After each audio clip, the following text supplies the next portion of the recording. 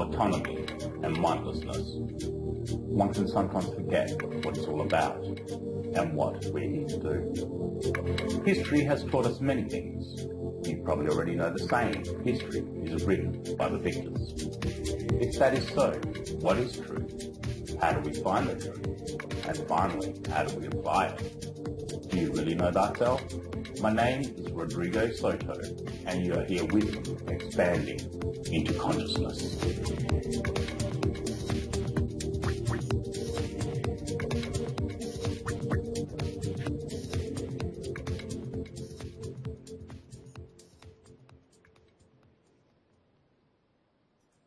Hello and welcome into Expanding into Consciousness. My name is Rodrigo Soto and you are here with me on Revolution Radio at freedomslips.com.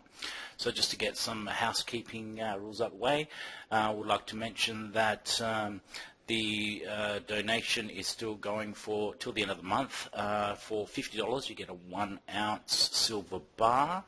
Please make sure that you mention Expansion into Consciousness on the actual comment box in PayPal, and also for $75 you get a nice ball cap. So please donate to the station. There's only a few days left till the end of the month, and I think we're still below our target. So yes, please go ahead and support the station, because it is a listener, the #1 listener-supported station on the planet. So in saying that, I would like to basically welcome His Holiness Swami Shivananda Giri. He's an internationally recognized spiritual master, a leader, an instructor of Mahadeva, Mahayoga, and the host of Meditative Living with Swami Shivananda Giri on type1radio.com. As a fully enlightened human, it is Swami's duty to assist others to find their way within, awaken their kundalini, and guide them to the very same result regardless of their past, their current religious or philosophical point of view, and without fears or charges of any kind. Without fees or charges of any kind. Next year, Swami and Shakti Ma will begin the Shiva Shakti Mobile Ashram Goodwill Tour of America. Now from the ashram on the river in the 100-acre woods outside Charleston, Illinois, we are joined by Swami Shivananda Giri. Swami, are you there? Namaste and blessings. Om Namo Narayana. This Swami welcomes everyone with great love and great respect from the heart of all. Wow. Namaste, Swami. Lots of energy there. That's awesome. Wow. What a start. That's energetic. I'm so grateful, because I've been up all night and I needed that boost of zest. How are you, Swami? I am fair to partly cloudy with scattered light rain. Thank you for asking. No perspiration, no perspiration. Been busy. Just wrapped up a show over on the type1radio.com. Yeah. We interviewed the star and director of a documentary film called Time is Art, where this woman, through the documentary, you get to watch her processes taking place as she goes into the exploration of synchronicities and the broader perspective that life has, that we are socially, educationally, and religiously restricted from recognizing for a great deal of our lives, many of us. And she's going through this process, and it's it's her path, and it's an outstanding film. And we just wrapped that and jumped over here. So, thank you for allowing this Swami to be on the show, Rodrigo. Yeah, you're more than welcome, Swami, more than welcome. Just to let you know that your camera is not showing anything. I know you're trying to share your camera, so if you want to close that off and start it up again, I would appreciate that. Now, I'm assuming you would like me to turn on my camera. Is that what you would like? It does, either way. Okay. Let's see how we can get this going. Okay, I've got mine going. Can you see? And yours is still spinning. Okay, so bit of a connection. That's all right. There. If it works, it works. If it doesn't, it doesn't. Not going to get there's yours. Okay, there we go. Excellent. So it seems like we're live on Studio A as well as bees. So Oh, interesting. that Double is jointed. awesome. Yes, absolutely. We're taking the station for today. Awesome. So, Swami, where do you want to start?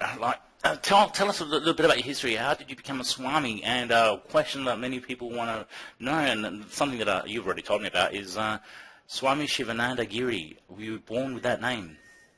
Absolutely not. The birth name was nothing even close to that. In the Indian tradition, when one becomes a Swami in India, the birth name is then considered legally dead because you have moved into a perspective beyond what that could represent. So when one becomes a Swami, they are given a title by their master, their guru, their teacher, classify it any way you wish.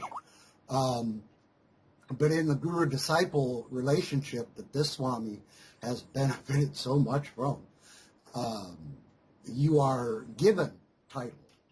And when these titles or spiritual names are given, it's generally a representation of something about the individual receiving it that is reflective of their nature, of their experience, of their talents, their proclivities. So the title will represent that in some form or fashion. And this Swami was very lucky. This is within the Shaivite tradition. There isn't a bigger name than Shiva. Shivananda means Shiva's bliss, or to the more traditional or Christian-oriented person, this would just mean divine bliss, the bliss of the divine. And Giri is the Swami order of the ancient Swami orders of India that this Swami is consecrated and ordained to. Giri in Sanskrit means mountain. So the Swamis and yogis who lived in the mountains or up on the mountains, in mountain caves and such, would be called Giri because that's where they were from. So that's how that filters down to this Swami title today. This Swami just earlier in the year went through the the legal process of dropping the birth name and legally taking up the name Swami Shivananda. So that's now the name on the driver's license, on all documentation, on everything. So that's kind of how that came to be. Wow, so that is your official name then? Yes, that's my legal name now. Legal name, okay. Excellent. So you mentioned a few keywords there that I wanted to go over. You mentioned Shiva. Is that based on the Hindu philosophy? What is that in reference to? Within the Hindu, which actually is not Hindu.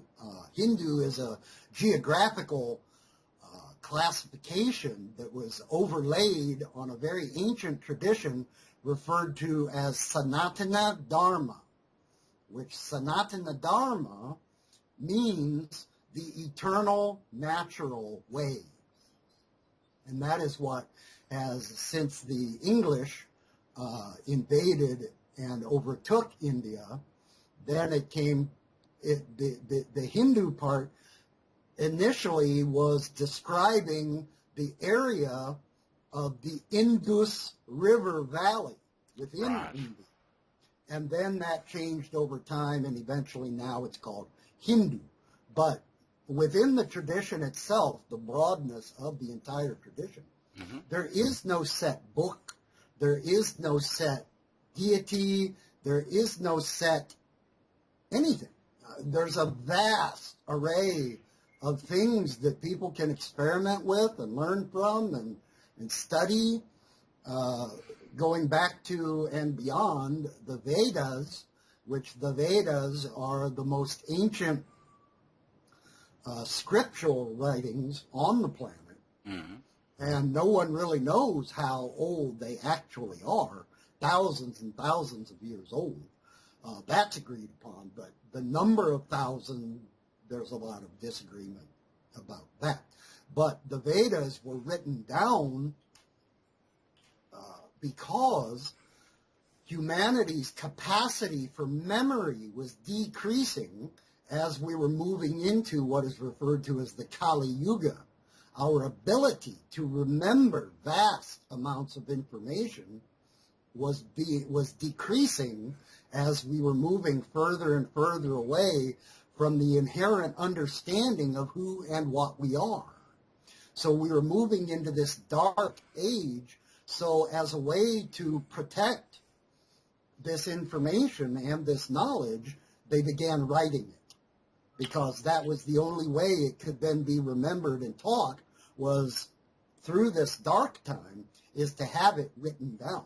Right. And then it could be referred to and thus and such. But the ancient masters and rishis for many millennia had no need to write anything down, because humans could remember vast amounts of information. And this is where the oral traditions were supreme.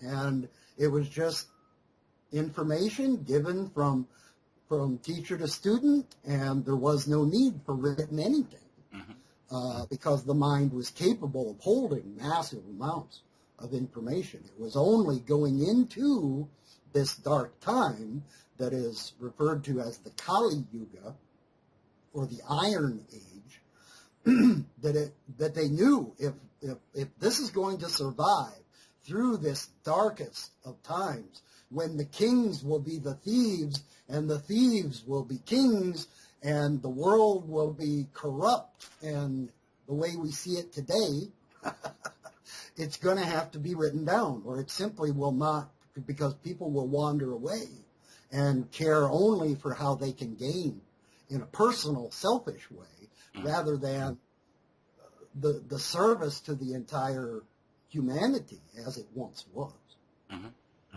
A couple of things I wanted to bring up. You mentioned the Kali Yuga. Yes, is that how it's pronounced? Mm-hmm. Okay. So what's that cycle, the Kali Yuga, or what are the other terms for, let's say, other cycles, and what are they in reference to? So I think it's a dip. Creation begins with the Satya Yuga, which is a period of truth. When the individuated units of consciousness, which would be the embodied humans, are not so separate from their source, which they never stop being, they only forget for a time. But in the Satya Yuga, it is well understood that this individuated embodied unit of consciousness is merely experiencing what it's like to be separate, to have some degree of separation from source and from everything else. So there's this embodiment and this outwardly focused mental process. And in that period, this is understood. I mean, no one needs to learn about it, you just know. Well, then time moves on, and the separation grows further and further, and we go into the Treta Yuga, which is when we no longer can support the physical body with simply the light of the sun. We need to start taking nutrition into the body through eating, and we begin with and leaves, flowers, plants, that sort of thing. And then the devolution through time continues, and we go into what is called Dwapara Yuga, at which time we begin to lose tremendous ability, tremendous understanding, tremendous we just become more and more and more limited in our conscious mind, about our consciousness itself, about source. Then at the end of Dwapara Yuga begins Kali Yuga, which is the time when the corrupt will be in charge, when humanity is the furthest from its inherent understanding of its own nature, and when it is very easy to misdirect and ruin things. Yes. But it is the time for that within the cycle. So now we're getting down to, if you'll think of it in like a clock, we're down to the bottom of the hour. Right. Okay. So then it begins swinging back up. And then there's the ascending part of the Kali Yuga, which we are in now, that moves up. And then back through Dwapara, through Treta, back into Satya, which then ends the world cycle, and creation then all rests. And it's Shiva's job, not so much to destroy. That's the common, the god of destruction. Yeah, that's the It's perception I had. It's more like Shiva picks up all the toys and puts them back in the toy box. That's more what it's really is that. And that is how it works from the broad point of view of the entirety of a world cycle. And then everything rests. Just like if Rodrigo and Swami were to set up a chessboard to have a game. Well, at the beginning of the game, everything is orderly, everything is perfect, everything's nicely aligned. Then the game begins. And there's an enormous number of possibilities. And each piece has prescribed movements. So it can only be utilized in certain ways at certain times. And then it's up to us, to Rodrigo and Swami, to play out a game until a natural conclusion that will have a winner, a loser, or a tie of some sort. Those are the possibilities. But at the end of the game, we take all the pieces from the lowly pawn to the mighty king, get laid on their side, put back in the box, and the box is put back on the shelf, and the game rests until time for another game. And that's very much the way the world cycles work. Would that be the same in the sense of how the universe, or let's say the whole creation process? So going through the Satya Yuga, Satya Yuga, then Dwapara Yuga, and then Kali Yuga, then back to Dwapara, then Satya, and then it rests, I suppose, for a period of time, for a cycle of. No. Not a period of time, because time ceases existing. Time. So even time rests. Is a measure of a movement through space. Space, right. So if there is no space, there is also no time. Everything comes to rest. Right. Everything turns to silence and stillness, which is infinite and eternal. Everything else is predicated upon time and space. So once that creation ceases, there is no time and there is no space any longer until the next world cycle. Then the time and space continuum comes back into effect and things proceed. Wow. So is that just on the world level, or on a universal level, creational level, on all levels? All levels? All of it. Everything possible is within the field of consciousness itself.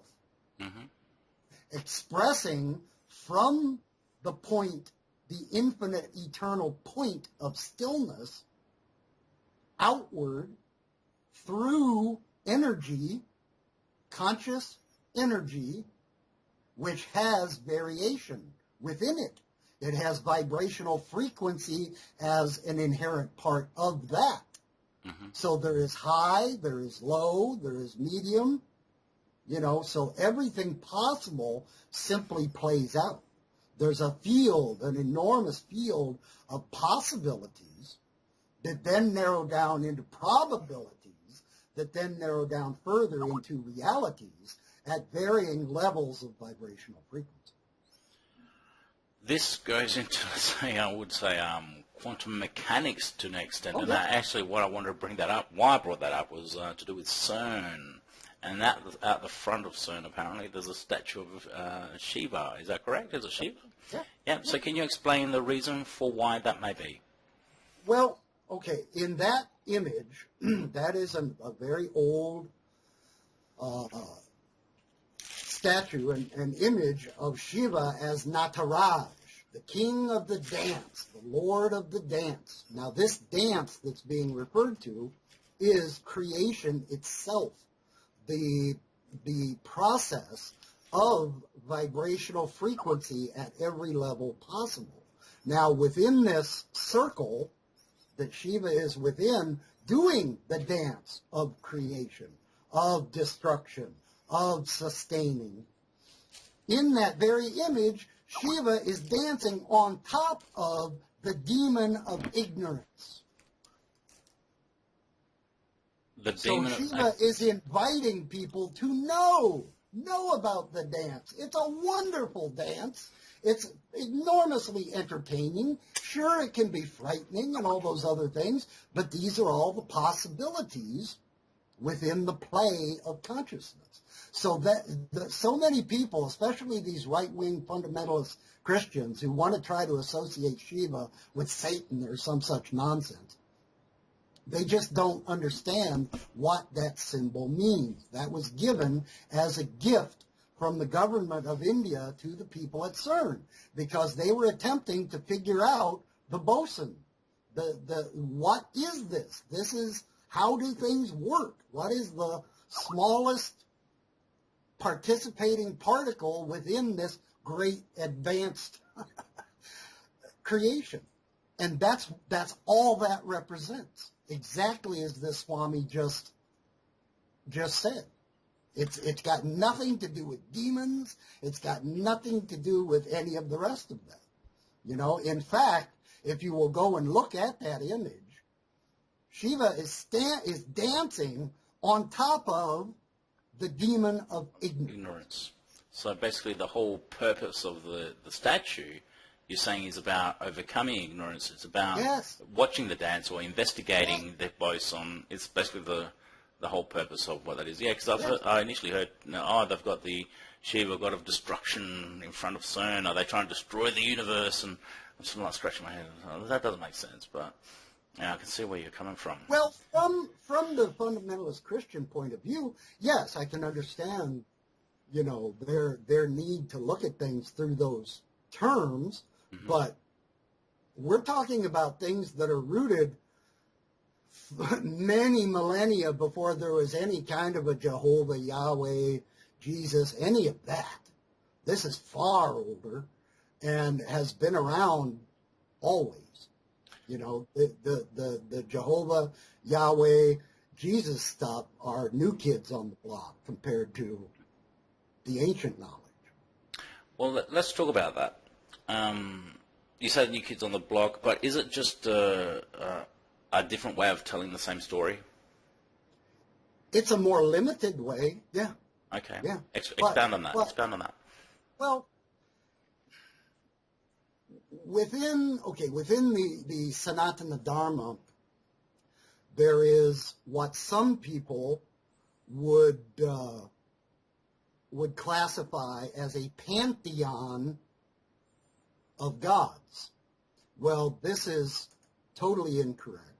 What you are perceiving there is not pantheism, it is panentheism.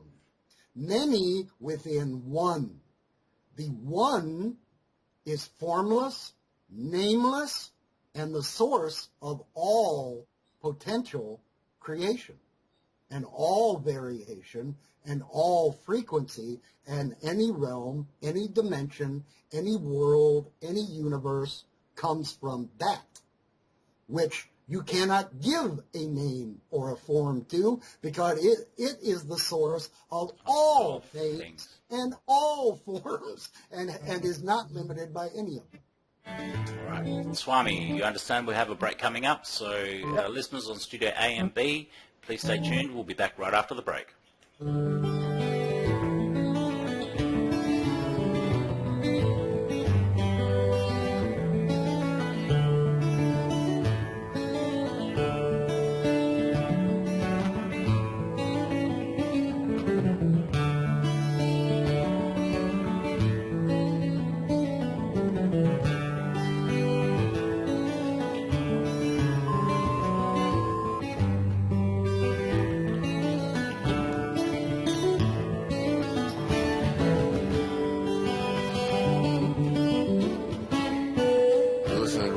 Radio at freedomslips.com. We'll be right back after this message.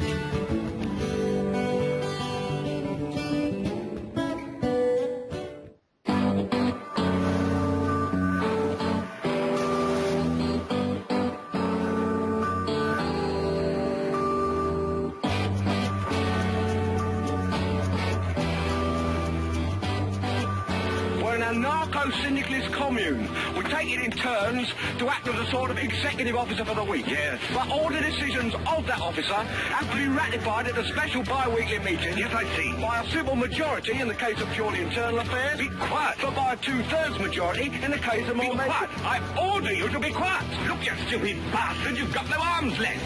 Yes, I have. Look. It's just a flesh wound. I don't believe I've seen such a display of courage, skill, nerve, grace, and stupidity. I'll do you for that. Oh, what? Come here. What are you going to do, bleed on me? I'm invincible. You're a loony. The Black Knight always triumphs. Roundtable Live, Monday through Friday, 1 a.m. till 4 a.m. Eastern Time. Bring your mind, bring your ideas, bring your voice. King Arthur had nothing on us.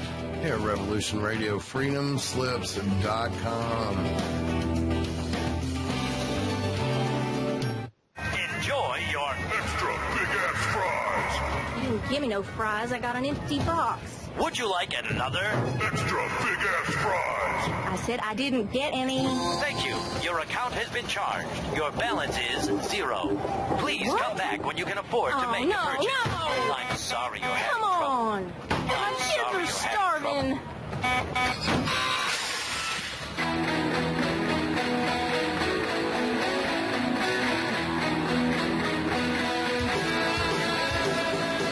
Thank you for tuning in to Revolution Radio. Here at Revolution Radio, we believe in freedom of ideas, freedom of speech, and above all, we believe in freedom of existence through self-reliance.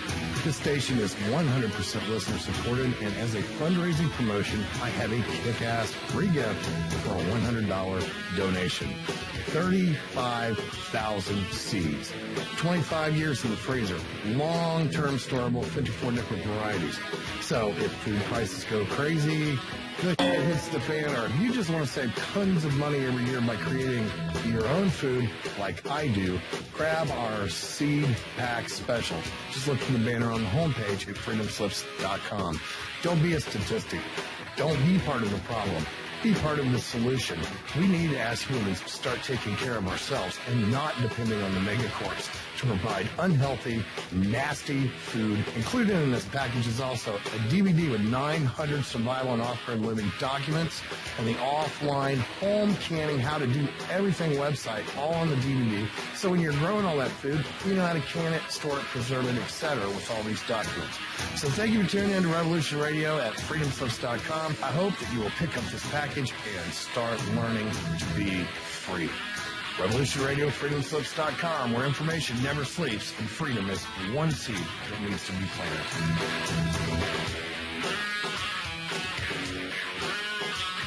What are we doing live? There goes an eternity.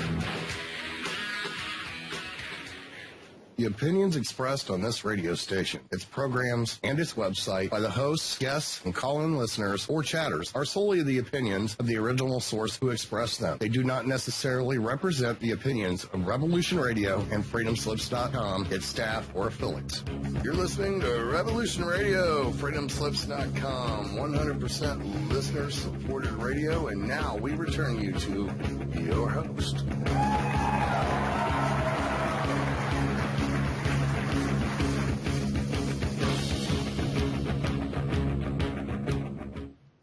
Welcome back to Revolution Radio, your number one listener-supported station on the earth. Our website address is www.freedomslips.com, and you've joined today by Swami. Swami, welcome back after the break. How are you? Namaste and blessings. May your richness and joy increase, whether you're listening live or in the archive. Thanks for that, Swami.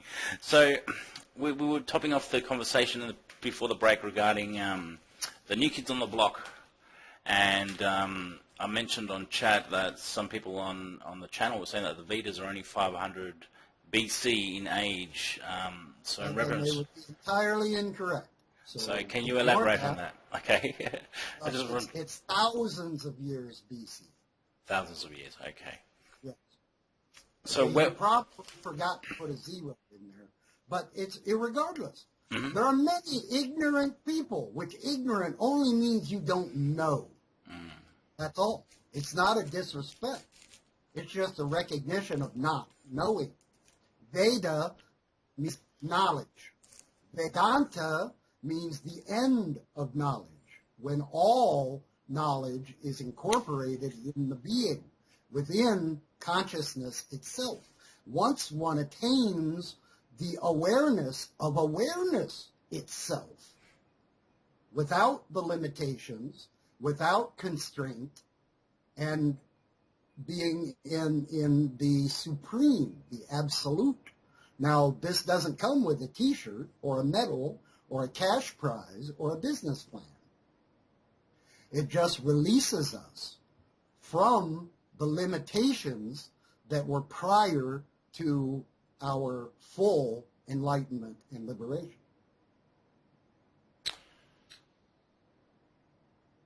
Well, I'm gone blank.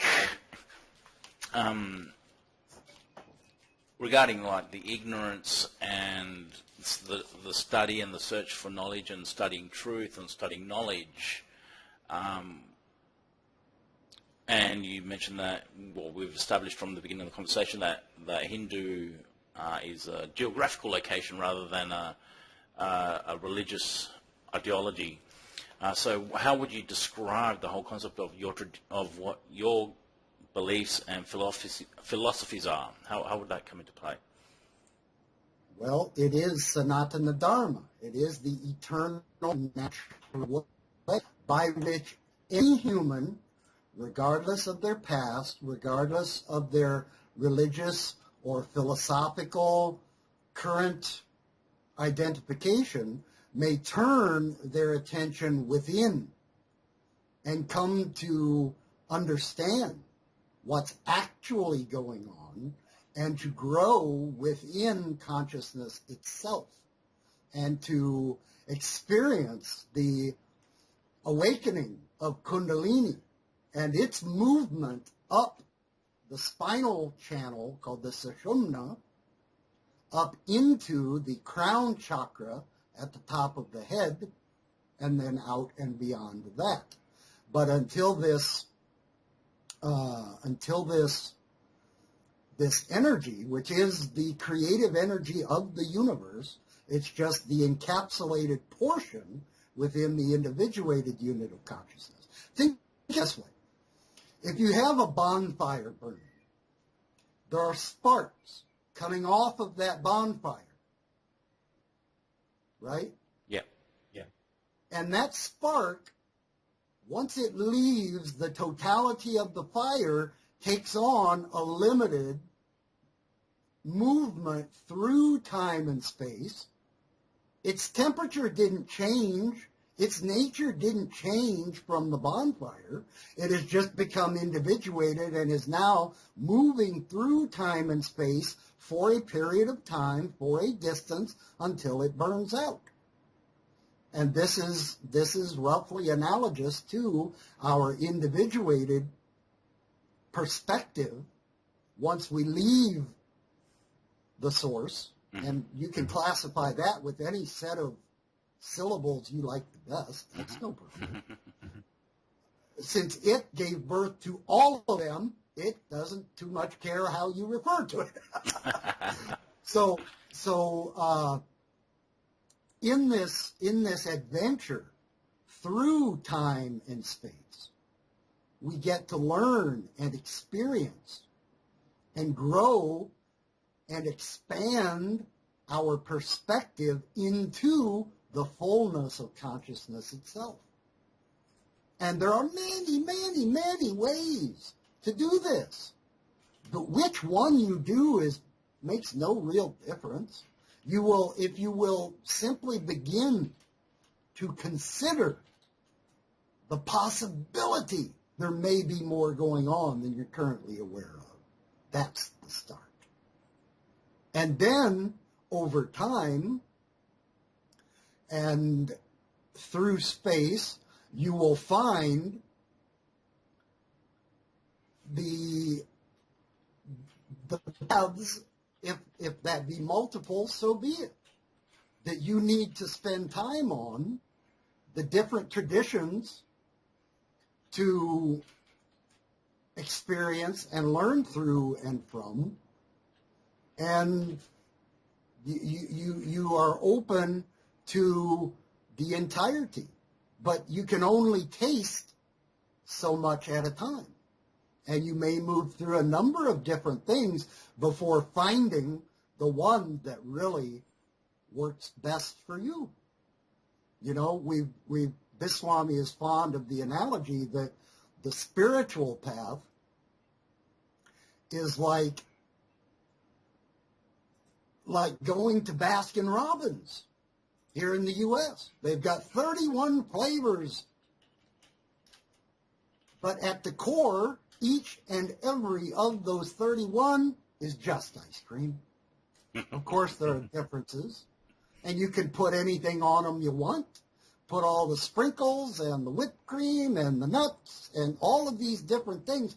But how ridiculous would it be for Rodrigo and Swami to go camp outside of Baskin Robbins with guns and say, the next sons of bitches that come in here and order cookies and cream, we're shooting them damn cookies and cream eaters. No, that's just ridiculous. It's just ridiculous.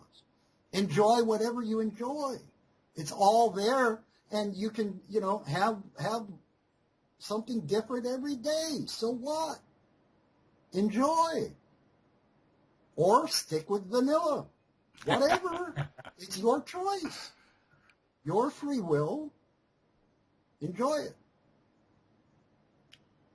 So what I'm getting is that it's the tradition of encompassing all without having any labels or attachments. And I suppose people are putting a label or an attachment to this. Say it's Hinduism, it's many gods, and they believe in many gods, but in essence it's basically gaining to your inner consciousness and realizing the connection to the oneness of everything, and there's only the illusion of separation, I would say, from my terminology. And the study that you're referring to is just a way to explain that process. Yeah. I mean, it's one amongst many. Right. And all of them have equal validity and purpose, or they would not even exist. They're correct for someone, perhaps not for you, perhaps not for the circle of people you hang around, but they're right for someone at some point in their lives, else they would not exist.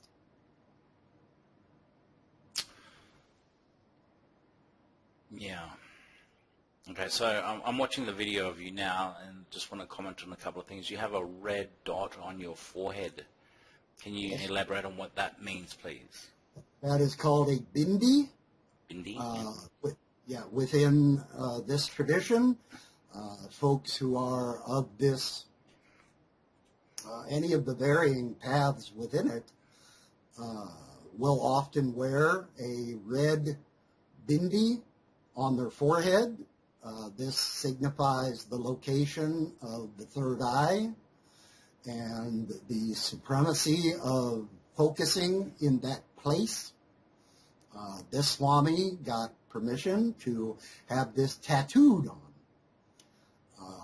So it's not applied, every morning with red kumkum powder. Mm-hmm. It's never going anywhere. So that if, for any strange reason, this Swami may end up in a FEMA camp, a prison, whatever, will still be Swami. The legal name will be Swami. The dot will be Swami. So, if this body ends up incarcerated or encamped or whatever, this Swami will still be engaged in assisting others to expand their field of awareness in whatever way suits them best. And of course, there will always be those who will see these things and throw rocks and hate and, well, okay, fine, that's okay. They have to do that. That's all right. It's not a problem to me.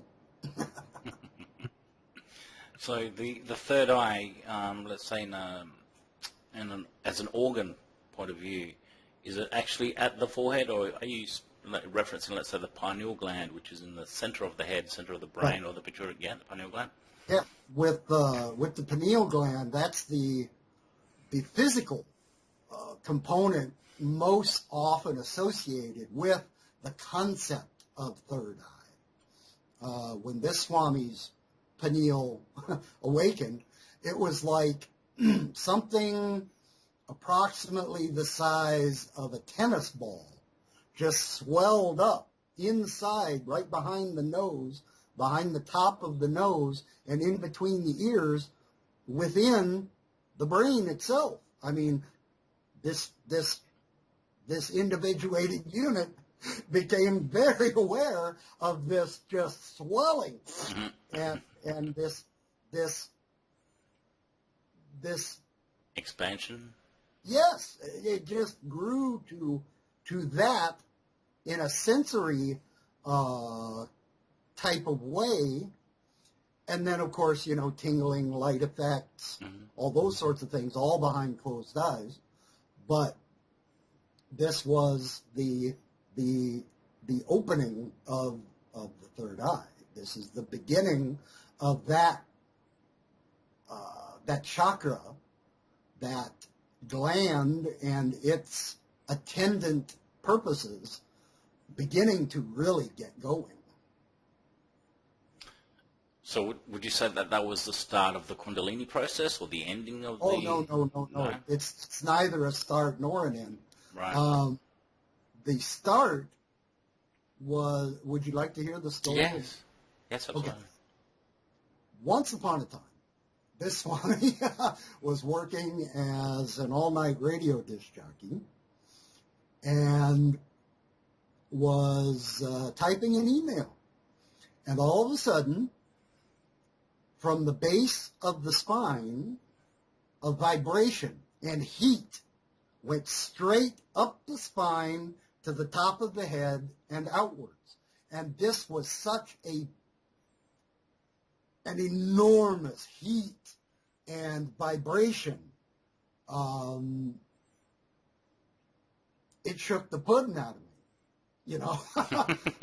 Didn't know what was going on, had no clue, had never done anything specifically related to this, had been training as a martial arts master and had accomplished, like Guinness World Records and been on ESPN's World Breaking Championships, stuff like that. But this was all, physical stuff. This was all subtle energy stuff. This wasn't beyond into the infinite and eternal. Mm-hmm. So lost complete consciousness of the senses, the physical senses, and then just expanded into this enormous egg shape. what is referred to in the deep traditions as the cosmic egg, within which everything that's possible is in this egg, and became that. Then, after a period of time, the consciousness returned to the physical form and woke up to find that this body had been passed out on the keyboard with the face down, drooling. And going, oh my, what the hell was that? Because, I mean, there was no box to put this in. Sure. There was no, even though the training had been going through for the martial arts stuff, was very subtle and very energy related to the subtle body, and that this was way beyond all of that stuff. So wrote to the Sifu, the master, the Kung Fu master I was training under, and described this, and all he wrote back was, don't play with the big snake. Mm. I get this, and I'm like, snake? What are you talking about? I didn't think nothing about a snake. I've been to 2 state fairs and a rodeo, tripped on acid, done all these, and ain't seen nothing like this. What are you talking about snakes for? Well, he was a martial arts master, but not a spiritual master. So he was aware of the concept of Kundalini and its rise, and that being related to a serpent, because it moves upward and it feels like, in some people, in some ways, like a snake moving up your spine. And that's what he was referring to, but this Swami had no clue what he was talking about. Actually got rather offended that, you know, he would try to hide some information. So that led to investigation of a great number of things, and came across the work of a man named Paramahamsa Yogananda, who was the second Indian yogi to come to the United States and teach. And he established a system that many still are involved in today, though he's been gone for quite some time. But he wrote a book called Autobiography of a Yogi.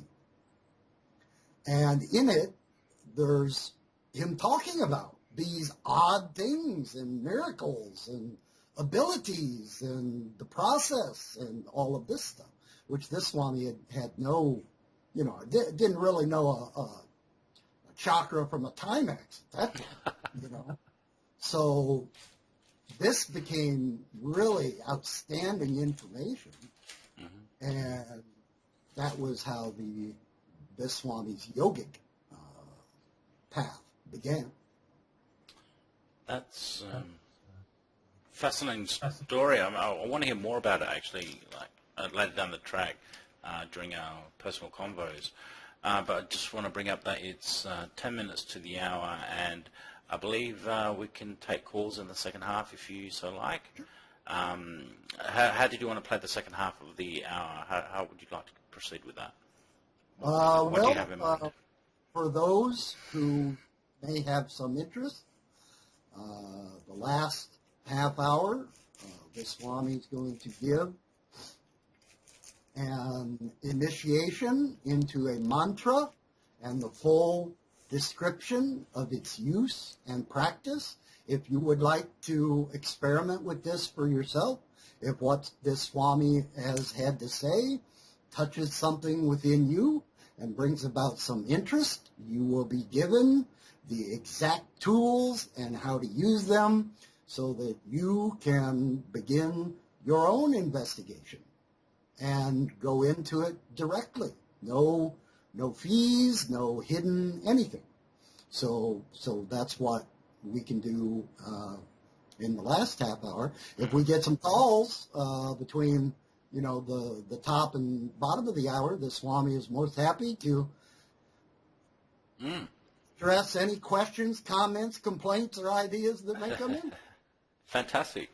So what I'll do, for Skype, if you add Freedom Screen 2, that's Freedom Screen 2 on Skype, and you'll be able to connect up to the station on Studio B. Otherwise, if you want to add me personally, I don't mind having as many friends and acquaintances as possible. You can add Rodrigo.Soto1979. That's Rodrigo.Soto1979. And I'll add you personally, and I can bring you into the call if you have any questions for Swami. I'm more than happy to do that. So yeah, I'm really interested in this whole Kundalini aspect. I had an experience. I'm not sure if I shared it with you. It was in 2009. I was doing visualizations at the pineal gland, and the intention was to see an alternate reality. I didn't know how it was going to actually play out. What happened was I felt like I actually went into one. I've said this story before on the radio before, though, so I'll just quickly touch base on it. First off, it was a tingling sensation. It wasn't up the spine, though. I did feel like electrical charge on my spine and body, and it felt like I was sweating pain, like very tingling, like a rash. And the reality started to change for me and around me quite rapidly.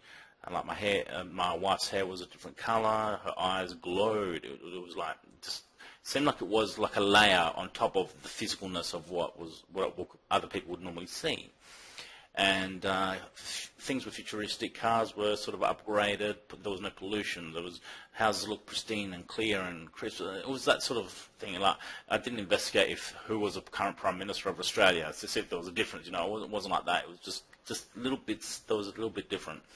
Then, because of what I was experiencing, I was freaking out a bit, and I was taken to psychiatric ward, and they gave me medication, and then it went the other way. I started seeing the opposite effect. It was very dark and gloomy, polluted. It was really, really gross in the sense of what I was seeing in the same areas where it was different before. And then I leveled out. I decided not to play with that again because I didn't think I was going to come back. That's like what it felt like. I didn't think I was going to come back. For many, many people who go through a spontaneous awakening, they get dreadfully fearful, and they think they're going crazy because what their prior limitations and expectations are being greatly exceeded, and they don't have a box to put all this in. There isn't something for the mind pre-constructed to label all this stuff as. So then the fear comes up, but that's part of the process too. So it's and okay. This is something we go through. You're fine now, aren't you? Oh yeah, I'm perfectly fine. We'll see. I'm actually so fine. I'm actually so fine. I'm not even taking any psychotropic medication anymore which I used to. So, and I'm okay. I'm feeling better than I ever did. So yeah, and it was definitely an experience. So you said spontaneous. Obviously, I had the intention of doing something, and it sort of worked in a weird, particular way. Do you guide? Okay, so we're coming to the break, and after that, we'll bring you back in, and we'll continue our discussion. Thank you.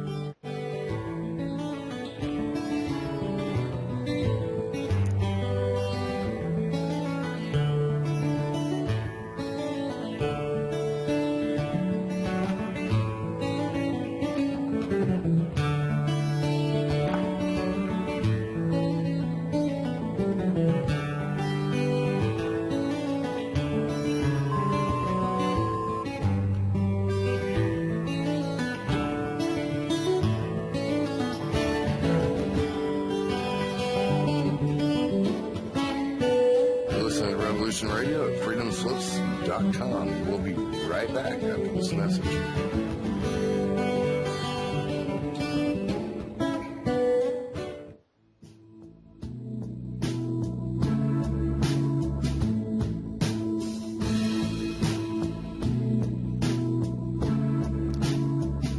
Is your data safe? Do you have the necessary information to assist you in confidently living through just about any survival situation? Is survival and gardening, off-grid living, medical knowledge, or even natural or man-made EMPs on your list of personal concerns? Do you have your documents and your personal information in a safe place in your hands where you know where it is? Well, check out our preloaded EMP-proof thumb drive.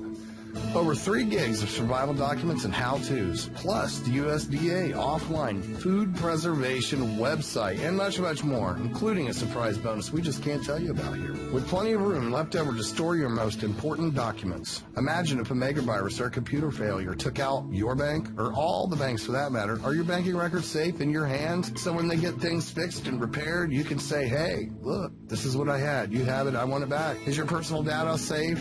Family records, addresses, phone numbers? Well, squeeze on over to freedomslips.com. Yes, that's www.freedomslips.com. Click the banner on the homepage for the EMP-proof bullet drive to get the full scoop of everything that we offer. So, folks, keep your data safe for your peace of mind. Revolution Radio, freedomslips.com. You don't need to expect us. We're already here. Tune in Tuesdays at 12 noon Eastern on Studio A to hear Tammy Adams share her knowledge of an unknown realm on Talking with Your Angels. Join Tammy as she uncovers hidden secrets about the spiritual world of angels, ghosts, and other entities that have been with us longer than we know. Tammy is a psychic, a teacher, spiritual coach, a leader in her field, and will be sharing her information and stories with you. So join us on Tuesdays at noon on Studio A. With Tammy's guidance, she'll find out who has been watching over you from the other side, and soon you will be talking with your angels.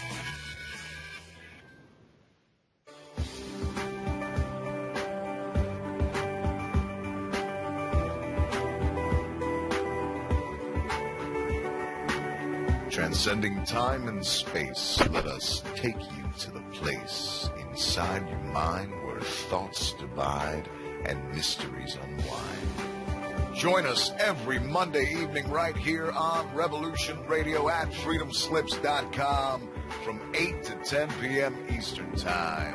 And you will catch the Fenton Perspective with our great host, Lorian Fenton. Come listen in as she shares her amazing stories from the past to present, along with all of her guest secrets to the future. That's the Fenton Perspective every Monday evening right here from 8 to 10 p.m. Eastern Time, only on Revolution Radio. Oh, and you don't need to expect us. We're already here.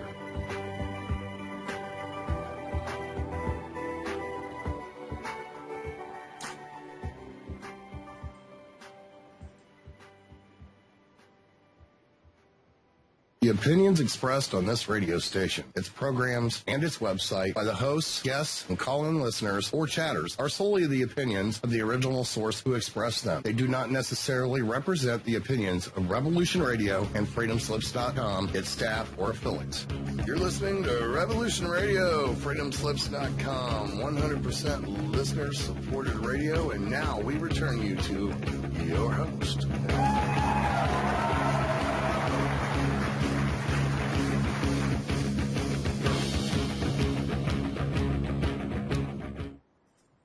Welcome back to Revolution Radio on freedomslips.com. You're joined with your host Rodrigo Soto and our guest Swami.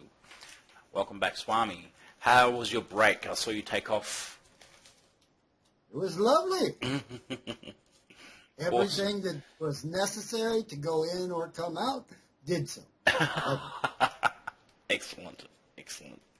So basically, in the next half hour, so we'll be discussing, or we'll be taking callers. So if you want to call Freedom Screen 2 on Skype or Rodrigo.Soto1979, just add me on Skype and we'll bring you in. Otherwise, we'll continue discussion into what we're going to be doing in the second half of the hour.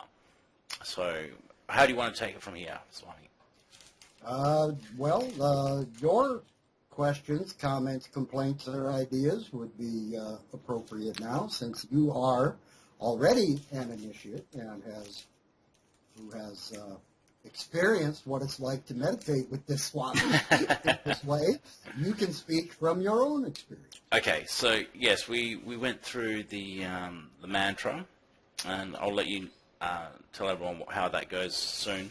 But I went through the mantra. We meditated quietly, and I think it was for a period of 20 minutes. It actually went really quick the first time. And what I noticed with the mantra and focusing in a certain location with the third eye whilst that visualization, I was actually tapping that area so I could sense through the sense of touch that location that I need to focus on and bring my attention. So every time I would go with the mantra, I'd bring my attention back to that point. The second time we did it, it was actually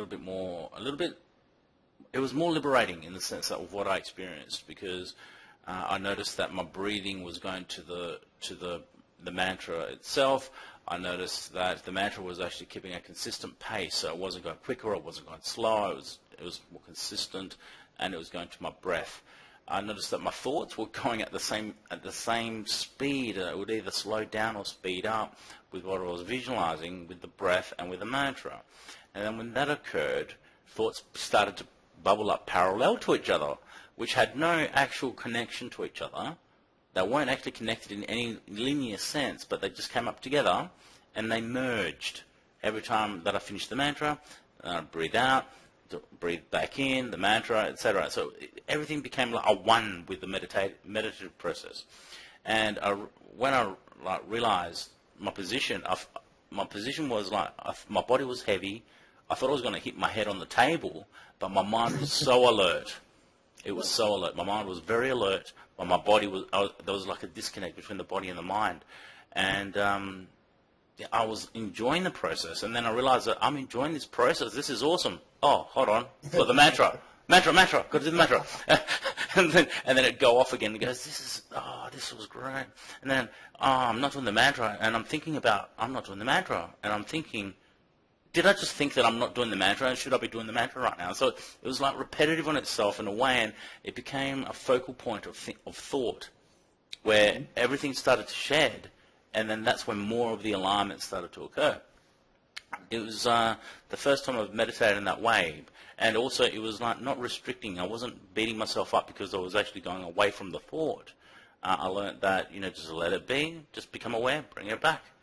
And that's what I experienced. And that's one of the key things about the deepening of your experience by being in alignment at the same time as this Swami. We do it together, and what happens is this Swami's level of stillness influences in a very subtle way your level and helps you to go deeper and deeper, and different aspects will become apparent, but it's a cooperative effort, and it's not about, go touch the Swami's feet or work, none of that, no. It's just, let's work together and let's get you into this process, and through further practice, you'll make further discoveries about your own processes. The objective is to get the body relaxed, but the mind sharply focused.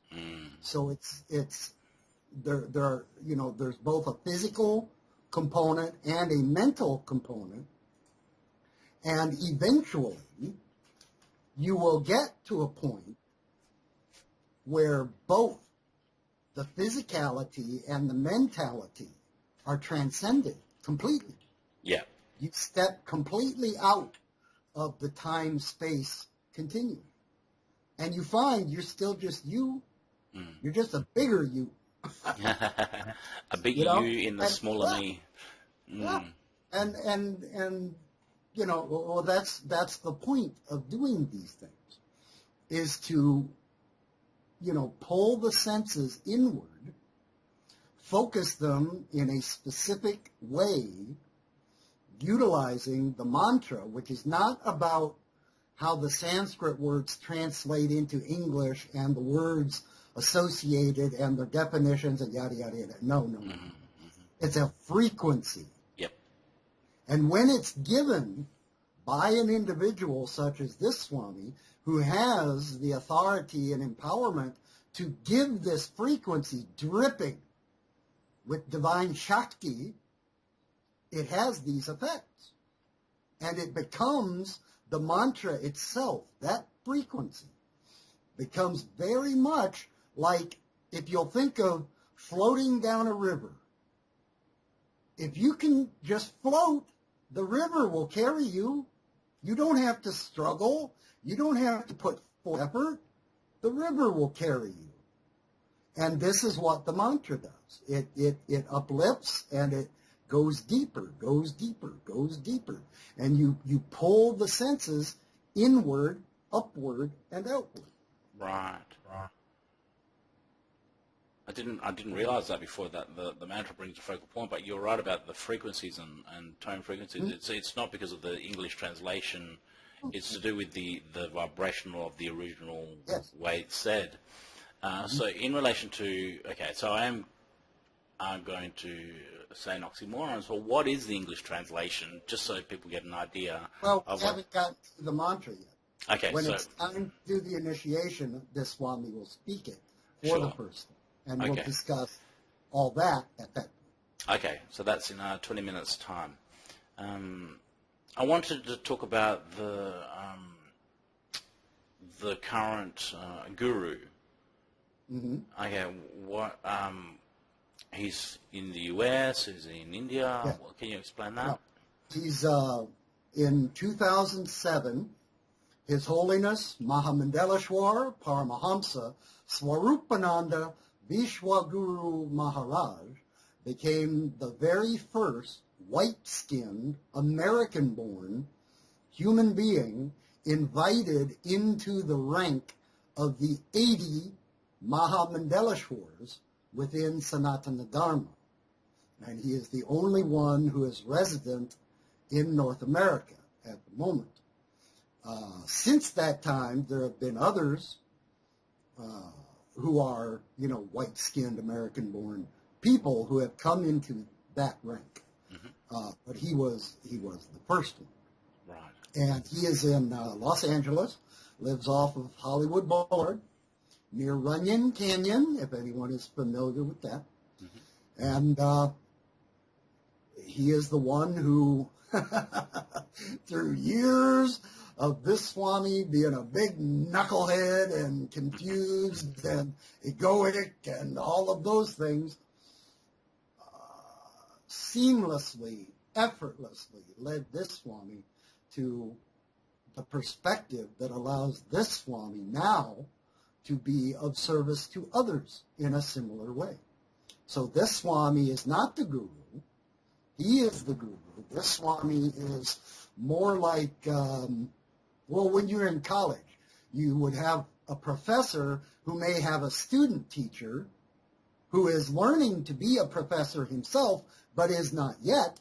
And that teacher may work with curriculum and instruction and all that. That's what the Swami's job is, to reach out, train, and interact with humans that the guru cannot reach due to time and physical restraint and such. So this Swami has been sent out into the cyber world as a talk show host, as a personality, in order to be of service to others. And that's the job. So you're studying, I would say, an apprentice. Would that be the right description in a sense? Well, that would be a Western way to identify it. Yeah. This Swami might become guru when HH, as we lovingly refer, when he drops the body. That could happen. This Swami has been in discussions with HH on topics of that nature, but not really attached even to that concept, because whether that title or function falls to this Swami or to a group of us or some other Swami, this Swami's job really remains pretty much the same. Same, yeah. We'll continue to teach. We'll continue to interact with people. We'll continue to do meditation sessions, and that's one of the reasons that this Swami and Shaktima, this Swami's wife, next year will be leaving the ashram on the river in the 100-acre woods and moving into the Shiva Shakti mobile ashram and going on a goodwill tour of America and just driving around, meeting people, doing speaking engagements, conferences, checking out all the touristy stuff that we've always wanted to see. You know, we'll get our picture taken by the world's biggest ball of twine, you know, all that goofy stuff, you know. So checking out all the national parks, and, you know, it's going to be a grand adventure. And we'll be doing video blogs about where we go, and, you know, also part of this tour will be going to visit all the students around the country personally, so we can pull up and hang out together and meditate together, and, you know, so we can get face to face, because many of them have interacted with this Swami through video conferencing and that, but not live and in person yet. Yeah, that's coming next year. Excellent. And looking forward to when we're able to meet ourselves when you come to Australia, perhaps. Yep. Oh, it's going to happen. There's no doubt about that. Excellent. So you mentioned about leaving his body or dropping his body. So that brought up the thought for me about the afterlife or the next life or heaven. And can you, from your perspective and your tradition, can you elaborate on that? Well, the most common terminology might be the astral or the heavenly and hellish realms, which one takes residence in full-time after the physical body has dropped. Then you are still an individuated unit of consciousness, just no longer entangled in matter, but still maintaining an individuated form, much like the physical body, but just resident in and at a frequency that you are functioning at the time of departure from the physical. So the way we see it is that you just move into a new form, the astral form, which actually you've been using the whole time. You just don't have a lot of memory of that generally. Most people are using the subtle form, call it what you will, astral body, light body, whatever, during their sleep time, but they don't remember it when they wake up. So a great deal of that sort of stuff is going on during the physical lifetime. But you just move into that realm completely after the physical body has been dropped. And then you develop in ways there. And there are higher and lower areas based on vibrational frequencies. So this is where the dark and the light and the references to hell and heavens and seventh heaven and fifth heaven, you know, all these different variations are based on the vibrational frequencies in play at that level. And there are a great many of them. There is not just two or one, you know, there's a whole lot of variation within the astral itself. And that's where you reside until such time as it is time to reincarnate. Then you return to a physical form within the mother, and you forget all that stuff. And you start again. So, I mean, if the whole process of forgetfulness, not being aware of it, how did the astral become conscious in the minds of people? Through meditation, through there's all sorts of ways. Yeah. There's all sorts of ways to access astral A lot of people get worked up, with the concept of astral projection and this and that. But they're really, they become obsessed with this because it's different than what they're experiencing now. It's not necessarily better. The physics are different. You can fly there. You can manifest things through thought. You can visit all kinds of things, and you can visit, the matter realm as more of an observer than a participant through the astral. But this is something that's naturally a part of you. You're doing it anyway. It's just not consciously aware of it. So there are numerous ways that one can begin to get into that and become conscious of it. You can utilize the method of intention before falling asleep. There are methods for that. Awakening at a certain time, 2, 3 o'clock in the morning, you wake up, get out of bed, then lay down, go back to sleep with the intention of astral awareness. That's a successful method. There are all kinds, and none are any more valuable than any of the others.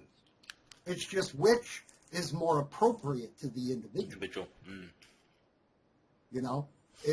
When you go to a shoe store, there's a great number and variety of shoes, but only a certain size is going to fit you. And then, even amongst that certain size, there's great variety and a number of styles that you would never wear and some that you would. But in the end, they're all shoes. Exactly. Exactly. Wow. I'm recently just started to research the astral and also other avenues. And what you said, that some people do it different ways. I suppose it's what's relevant for the individual, and there's no right or wrong or better or worse than any other. It's just what's more in tune for the... Within this Swami's tradition, in all just actuality, we basically consider the astral realm very much like a garbage dump, because there is a great deal of unproductive, disturbing stuff going on there. So like a garbage dump, you may find wonderful things there, some treasures. But amongst these random and dispersed wonderful things are the junkyard dogs that you do not want to pet, do not want anything to do with. So one of the things we do in this tradition is work with escorting people through the astral and into the causal and the supracausal as quickly as possible. Because people can tend to get all kinds of caught up in astral dramas too. And interactions with astral beings and entities, high and low. And it becomes another distraction, same as the physical. So it is not inherently better, it is inherently different. But until you become safely and comfortably seated beyond even the astral, then these negative influences can interact with you. So oftentimes there are, what this Swami refers to as the astral nasties. That, one can call them demons, one can call them aliens, one can, any number of different types of things are there. And that's their yard that you're stepping into. And so it's their territory. Yes, and if you don't know what you're doing, and if you don't have some protection and understanding, things can go rather wrong rather quickly. So what we do in this tradition is this Swami and HH, the Guru, we sit guard of people's astral bodies, and we interact with them in the astral as protection and comfort and guidance within that realm, because they're not going to mess with us. Right. So your martial arts are sort of taken into the astral in the mental sense, spiritual sense. Yeah, well, there's a lot. There's just so much variety in all of that stuff. It's really not worthwhile splitting hairs about how it works or when it works. But folks who have reached the supreme are fully aware of all of it at all times. The body goes to sleep, but you don't. You can be fully aware of your body snoring away, but you are fully conscious. And then you can go play in other realms, other worlds, all that stuff. I'm aware through studies that there's a level of reality called hyperspace. That's just the English term, but I call it the mind of all consciousness, which some would say the source or the center point, and that's beyond the astral. And I tried to access that, on a conscious level by doing visualizations of certain archetypes with the colors and frequency and sounds at the same time, just before going to sleep. I didn't make it there. I got stuck in the astral, and I could tell the difference because the laws of physics are very similar to the earth plane in the astral, and I was interrogated by two entities, two beings, and they said, "What are you trying to do? Why are you here?" So I'm trying to get through. And so you're not going anywhere. You're not going anywhere, basically. And I was saying, how do you know how to do this? You're not one of us. I said, I just know. Says, that's impossible. You're not one of us. How do you know how to do this? And there was an argument ensued between myself and these two beings. And I stood up off this chair. It was like an interrogation table. And I started to walk towards this this door, which was in the sky, so I could actually fly away and to where I wanted to go. Then I got zapped in the back of the head, like in the crown area, and I woke up. The room was spinning, my pupils were dilated. It felt like I got attacked, psychically attacked, like sent back to my body. And so it's not a fun thing to experience when you don't know what you're doing, especially Those if you are don't the know. junkyard dogs. This one. Yeah. If you don't know what you're doing, it's definitely not something to play around with. It's like a child playing with fire or giving them keys to a Ferrari when they haven't even learned how to walk yet. So, well, it's like handing a 5-year-old gun.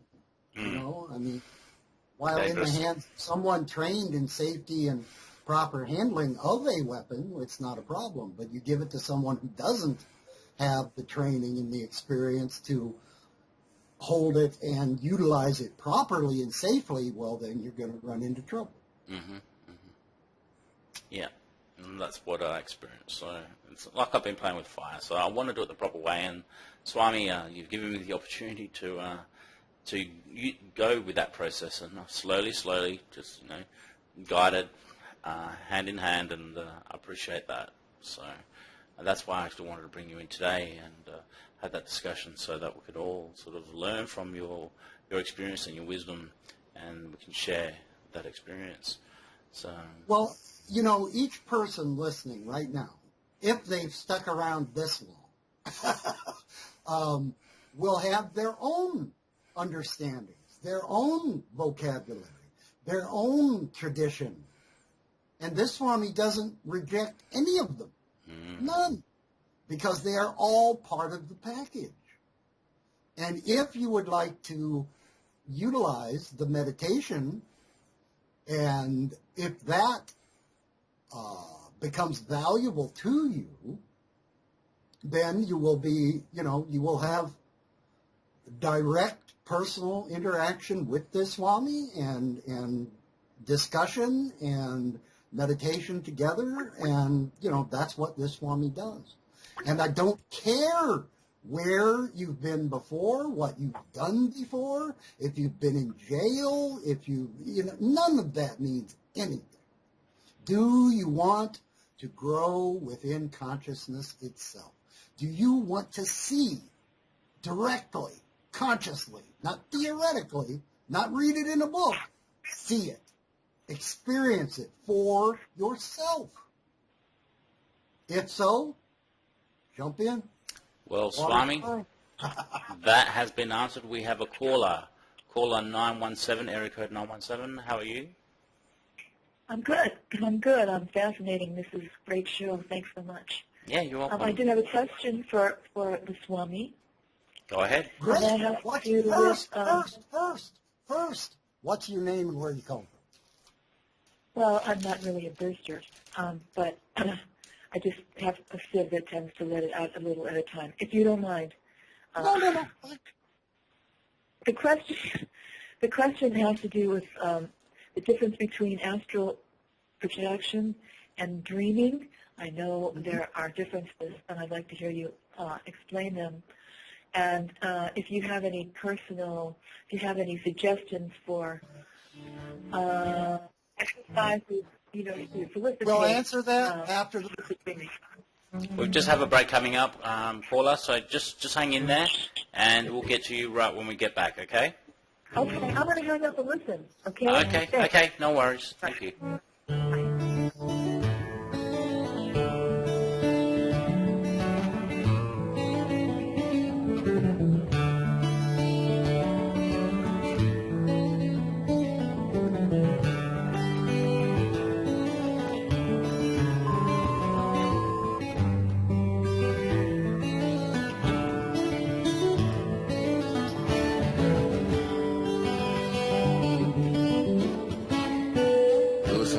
Radio at freedomslips.com. We'll be right back after this message.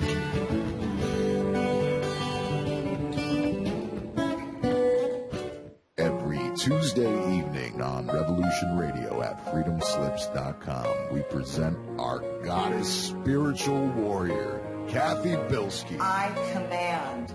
I call to the architect of the universe's divine creators and ask for permission to quantum leap the world in all life forms on all planes and dimensions, seen and unseen, connected with planet Earth, to let us go beyond our known potential into the greatest unknown golden age the universes and worlds and all planets have ever experienced. Kathy teaches the spiritual truth so that you may create a better life and be able to make positive changes for yourself and for the planet. She helps us remember that we are not powerless, but very creative spiritual beings having an Earth experience. Time to quantum leap into the age of divine enlightenment and let Kathy provide you with the tools of knowledge you need to awaken spiritually. That's the Quantum Leap Show. Let Light Unite every Tuesday at 10 p.m. Eastern on Revolution Radio, Studio B.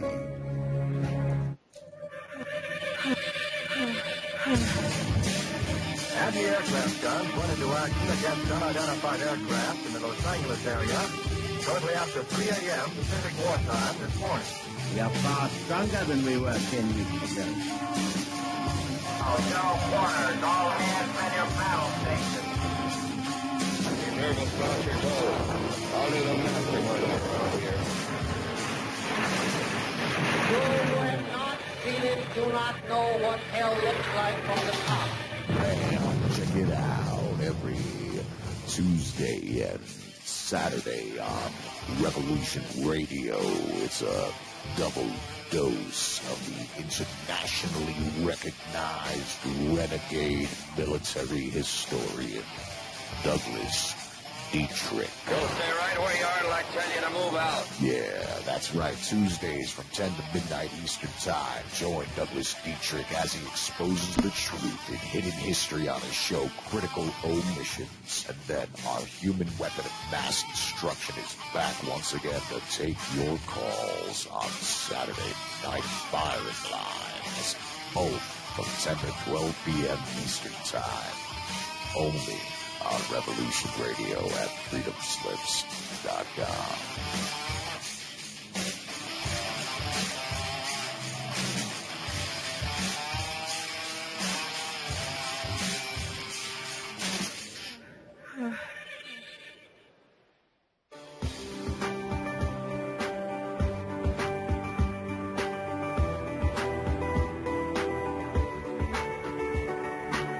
Transcending time and space, let us take you to the place inside your mind where thoughts divide and mysteries unwind. Join us every Monday evening right here on Revolution Radio at freedomslips.com from 8 to 10 p.m. Eastern Time. And you will catch the Fenton Perspective with our great host, Lorian Fenton. Come listen in as she shares her amazing stories from the past to present, along with all of her guest secrets to the future. That's the Fenton Perspective every Monday evening right here from 8 to 10 p.m. Eastern Time, only on Revolution Radio. Oh, and you don't need to expect us. We're already here.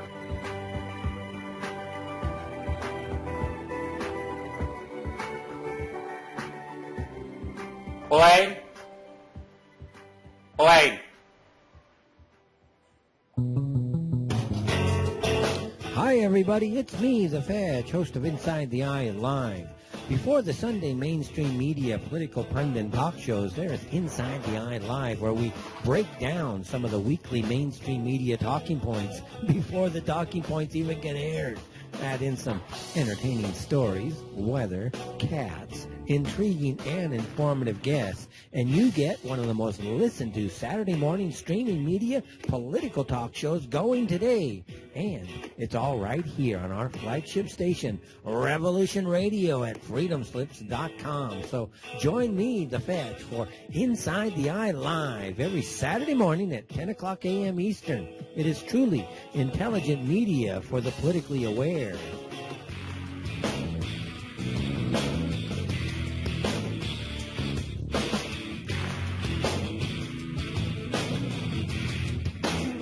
The opinions expressed on this radio station, its programs, and its website by the hosts, guests, and call-in listeners or chatters are solely the opinions of the original source who expressed them. They do not necessarily represent the opinions of Revolution Radio and freedomslips.com, its staff, or affiliates. You're listening to Revolution Radio, freedomslips.com, 100% listener-supported radio, and now we return you to your host.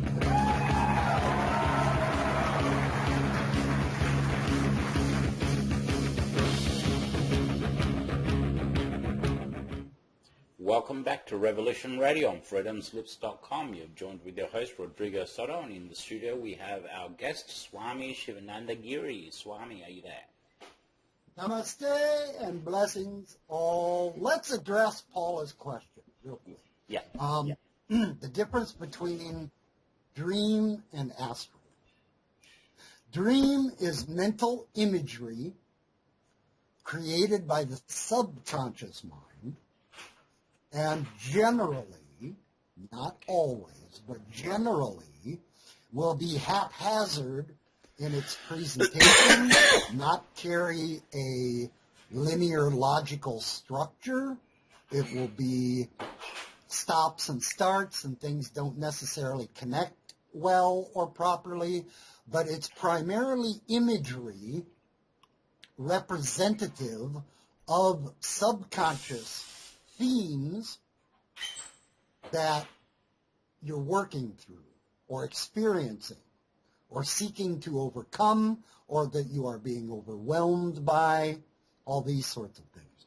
So it will show up in a visual imagery on the screen of your own personal consciousness, your individuated unit.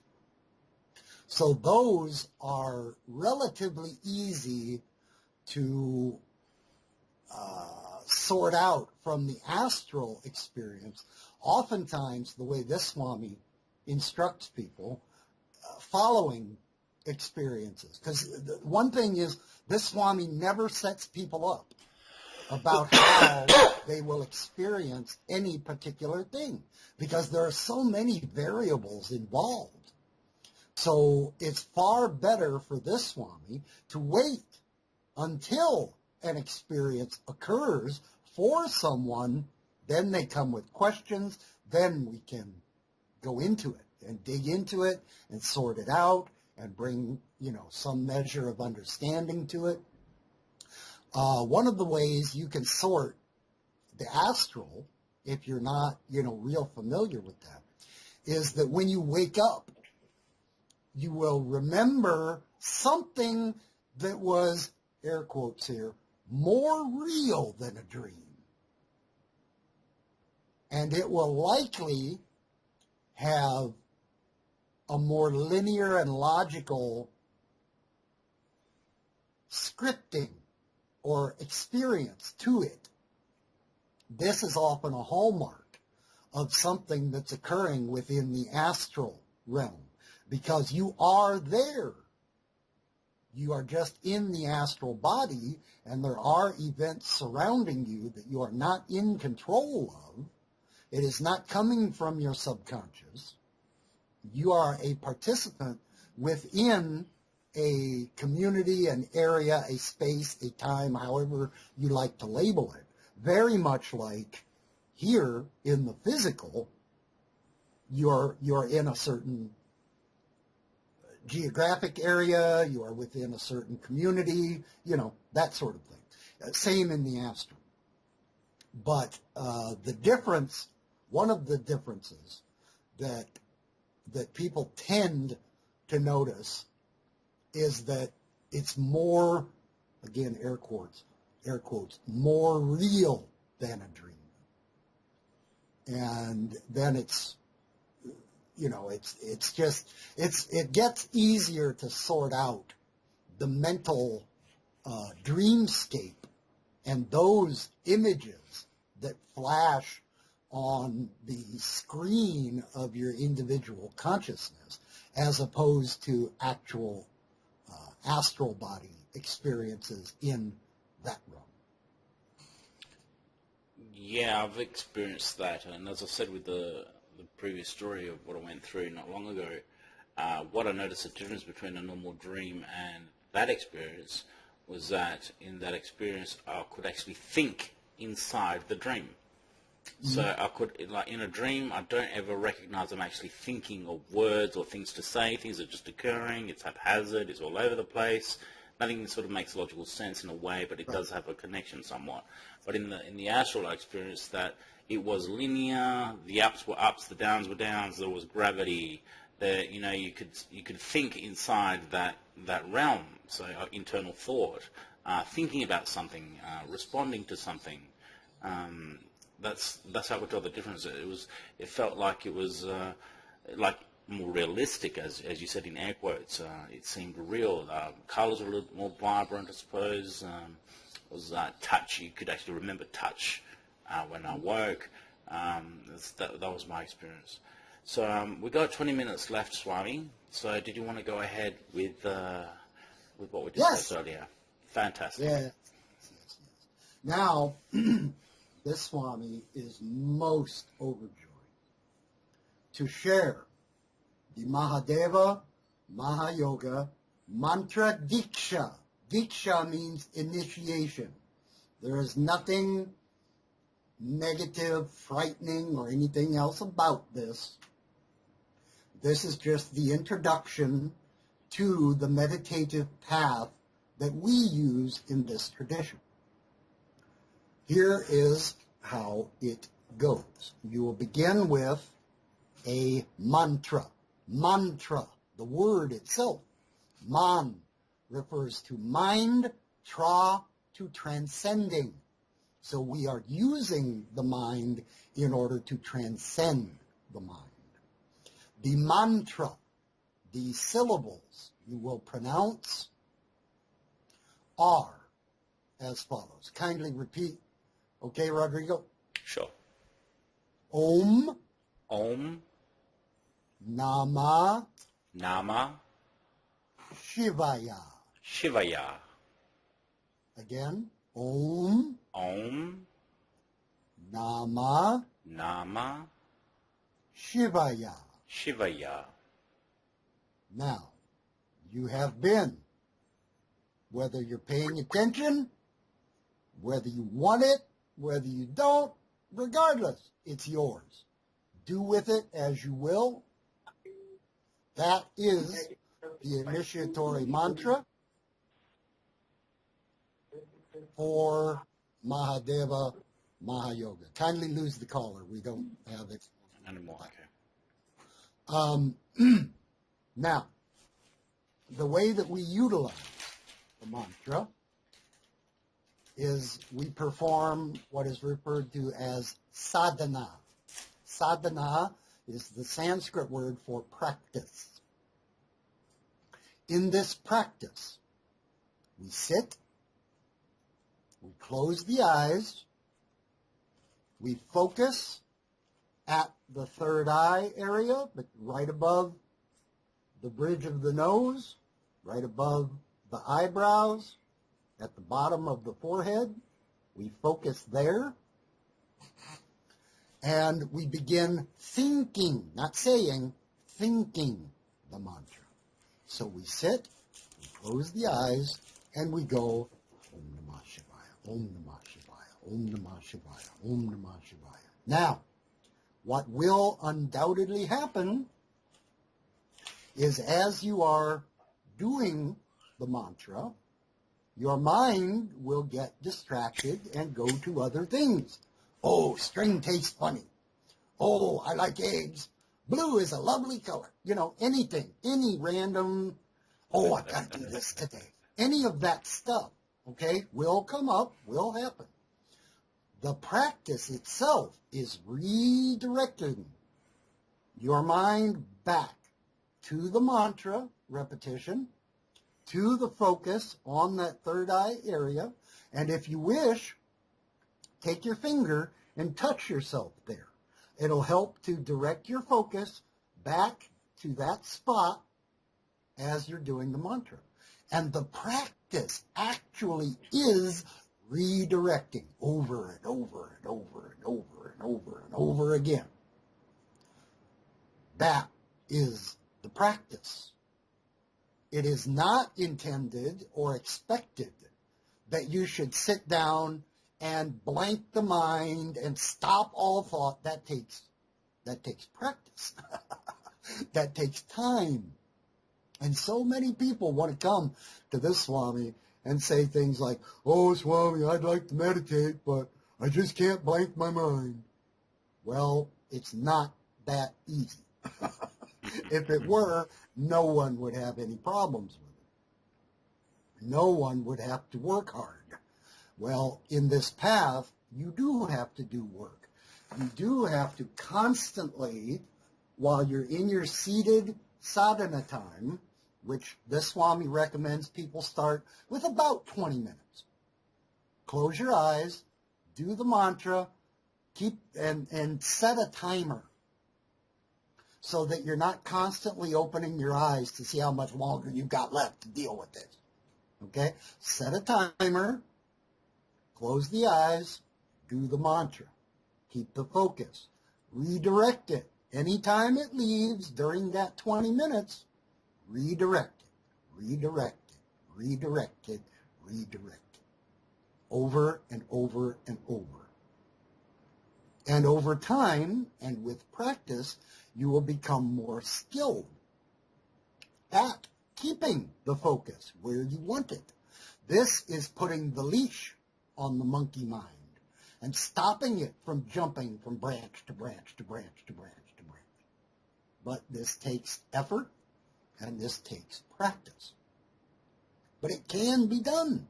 It is doable, and you, whomever you are, wherever you are, listening to this now, whether live or in the archives or on YouTube or wherever it may be, you can do this. It does require some effort. Yes. It's not just going to happen without your involvement directly. But if you will put the effort into it, then you can enjoy the fruit of that effort, which is increasing expansion within consciousness itself. There will be things related to the body that will happen as the Kundalini awakens and moves and clears things out and deals with blockages and all of that stuff. Yes, yes, yes. That's part of it. Then there are mental aspects. Things you'll have doubts and complaints and all of those things. Confusion. Yes, yes, yes, yes, yes. That's all part of it too. But over time, with practice and with this Swami's assistance, should you wish to take advantage of that, you will see directly and consciously what's going on, how it affects you, how you can begin to bring what you're experiencing in meditation out into the physical. And you will find that as your practice matures, what you access in the practice begins to just follow you out into the world. Habits, negative, destructive habits and behaviors will begin to fall away. It's not like a disciplined fight not to do this thing. It's just the interest in it goes away. So things like smoking, things like, any number of things that you could put in that category that are not helpful, that are not supportive of your continued expansion into consciousness will fall away. Of course, in the process of them falling away, there will be doubt, there will be confusion, but that's all part of it too. And you must understand that from the get-go, that there will be these unpleasant aspects to what you're doing. But because you are being given an empowered mantra through this Swami, who is representative of an ancient lineage, where the ability to do this, to give these mantras, is handed down from guru to disciple, from guru to disciple, from guru to disciple. Then the disciple becomes guru and hands it down. And, over direct. This is not about reading books.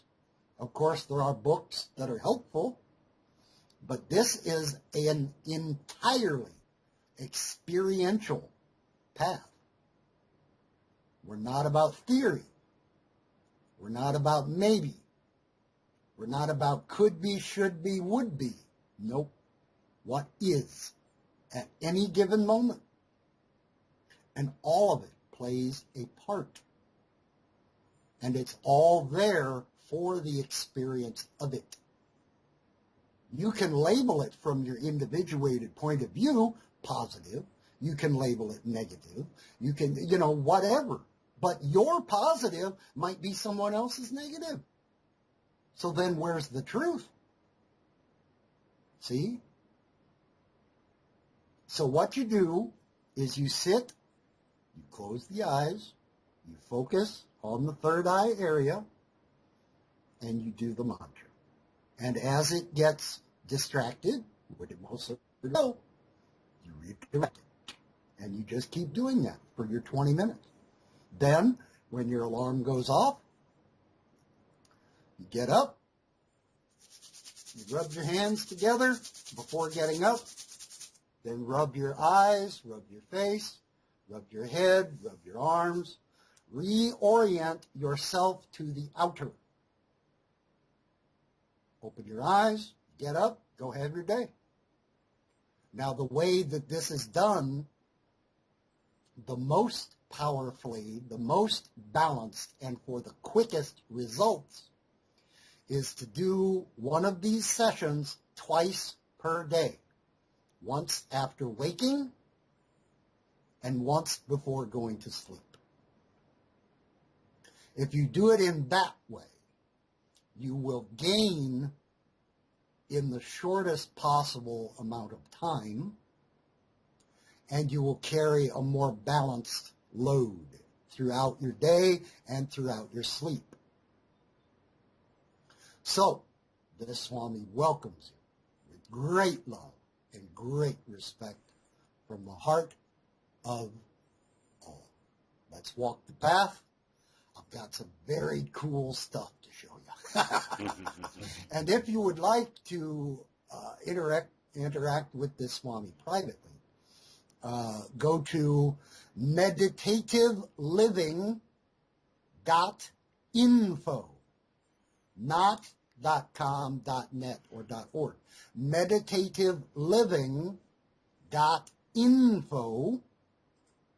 And on that site, you will find things about this Swami's work, the Meditative Living radio show, and you will also find this Swami's personal email. Please write questions, comments, complaints, ideas. The Swami is just sitting here waiting every day to interact with you for your growth and development with no goal but your full enlightenment and liberation, if you wish to go that far. And if you get into it a little while, and then, oh, well, I'd really rather watch football or jerk off to you-porn or whatever, well, then fine, go do that. Okay. You'll never be threatened or told you're going to hell or, no. You have free will. If you wish to sit with this Swami around this Swami's little campfire and discuss things, you're welcome. And if you decide to get up and go somewhere else, do another way, you're welcome to do that too. And this Swami blesses you richly. May your richness and your joy do nothing but increase over time and within space. Thank you. That was awesome. Thank you, Swami. You're very welcome. I hope. Thank you for allowing this Swami to be of service on your show. More than welcome. I'm hoping that the listeners received as much benefit as I did, even if not, whatever level it is what it is, right? So, Swami has extended his invitation to all listeners. He's given direction of initiation, and yes, please go to meditativeliving.info and peruse the website and get his contact info, and just be able to communicate with him on Skype. I'm sure that he'll add you if you're really keen. Yes, and, we have two weekly scheduled group conferences on Skype, and then the Swami, for those who are interested and wish to spend an hour privately with this Swami once a week, we schedule 1 hour sessions of discussion and meditation together every week. If you wish to participate in that, then you just get a hold of this Swami and we schedule it and we do it. And if you can't make it, well, that's fine. And if Swami can't make it for some reason, hope it's fine from your end. But we progress and we work together and we do whatever is in the best interest of your development from wherever you are right now. Excellent. So just to iterate, in the morning once you wake, at night before you go to sleep, Om Namah Shivaya at the brow, top, right at the center above the nose, close eyes and repeat, and just bring your consciousness back with that mantra. If you get sidetracked, that's okay, no judgment, just go back. So have I succinctly said that correctly? Yep. Excellent. And see, that's one of the things people like to beat themselves up and tell themselves, I'm not any good at this, I can't do this. No. Fully expect that to happen. Fully expect it. It's okay. Awesome. Well, thank you, Swami. Appreciate your time, and thank you for tuning in to Expanding into Consciousness, which we certainly did that today. Please continue to listen on to Studio A and Studio B, and we once again thank Swami for joining us today. I'm Rodrigo Soto, your host, and we'll see you next week. Bye-bye.